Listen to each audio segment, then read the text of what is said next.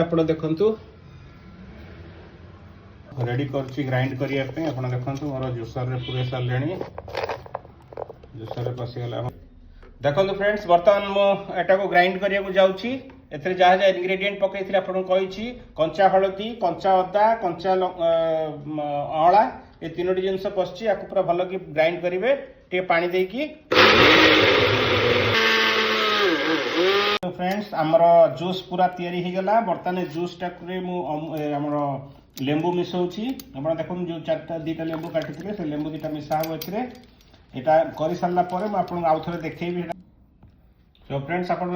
देखिपे मुझे ice tray रे एटा को रखुची एटा को आम फ्रिज फ्रिजर मध्य रखीदे एटा पूरा आइस हो आर नियम नबार खाइबार नियम हो पीबार नियम हो प्रतिदिन सकाळ उठिकी आग गरम पानी करेंगे गरम पानी हो सारा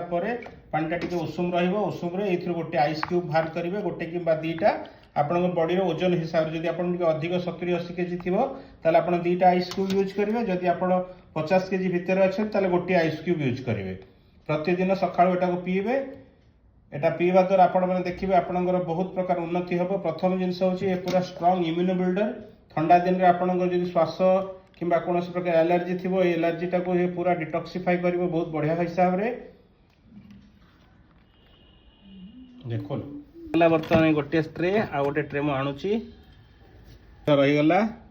आ जोटा आमर बड़ी से गोटे काच ग्लास रे कि काच बोतल